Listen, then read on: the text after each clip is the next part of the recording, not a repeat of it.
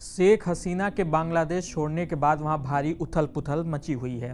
हालांकि इस अस्थिरता ने कुछ भारतीय कंपनियों और उनके स्टॉक के लिए उम्मीद की नई किरण पैदा कर दी है। इनमें खास तौर से भारतीय टेक्सटाइल और गारमेंट सेक्टर की कंपनियां हैं। मंगलवार को इन कंपनियों के शेयर 20% तक उछल गए। उम्मीद की जा रही है कि अगर बांग्लादेश का संकट लंबा चला तो भारत में हर महीने 300 से 400 मिलियन डॉलर का अतिरिक्त बिजनेस आ सकता है।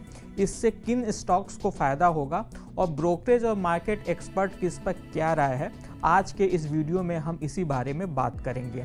नमस्कार, मैं हूं विक्रांत और आप देख रहे हैं मनी कंट्रोल हिंदी। बांग्लादेश में गहराते राजनीतिक संकट ने वहां के अंतर्राष्ट्रीय व्यापार को भी हिला दिया है। बांग्लादेश कपड़ों के मामले में दुनिया का दूसरा सबसे बड़ा एक्सपोर्टर है, लेकिन अब वह राजनीतिक अस्थिरता के दौर से गुजर रहा है। ऐसे में इन घटनाओं ने भारतीय टेक्सटाइल और गारमेंट कंपनियों के लिए बहुत बड़ा मौका पैदा कर दिया है। यही कारण है कि आज 6 अगस्त को गोकुलदास एक्सपोर्ट्स, सेंचुरी इंका और एसपी अपैरल जैसी कंपनियों के शेयरों में 20% तक की भारी तेजी आई।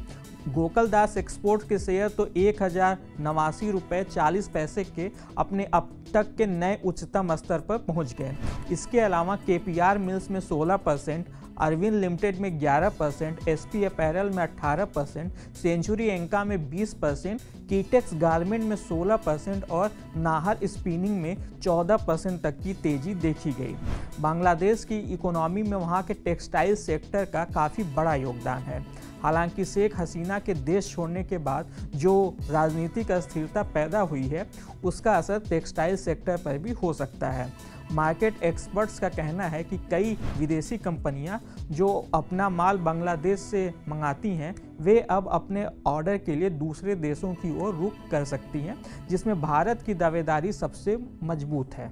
अगर बांग्लादेश के एक्सपोर्ट्स का 10-11% भी भारत के तिरुपुर जैसे हब्स में ट्रांसफ़र होता है तो यह भारत के लिए हर महीने 300 से 400 मिलियन डॉलर का अतिरिक्त व्यापार ला सकता है।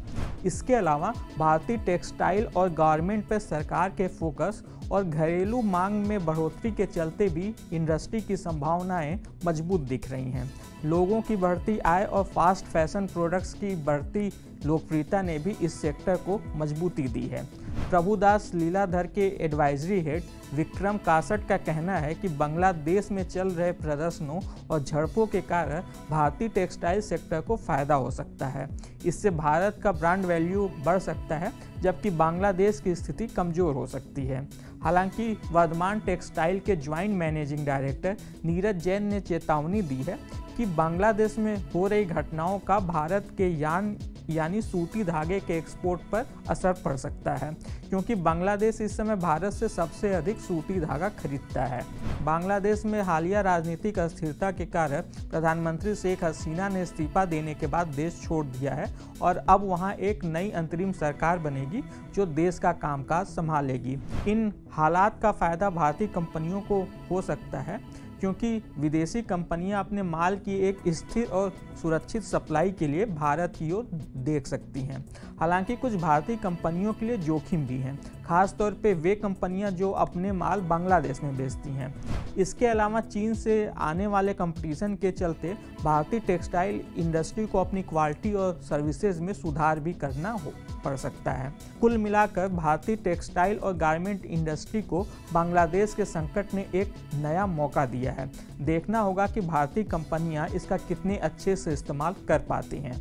इस खास वीडियो में बस इतना ही। आपको यह वीडियो कैसा लगा हमें कमेंट कर ज़रूर बताइएगा। बिजनेस और स्टॉक मार्केट से जुड़ी ऐसी खबरों के लिए आप हमारी मनी कंट्रोल हिंदी की वेबसाइट को विजिट कर सकते हैं। इसके अलावा आप हमें यूट्यूब, फेसबुक, इंस्टाग्राम और एक्स यानी कि ट्विटर पर भी फॉलो कर सकते हैं। Thank you.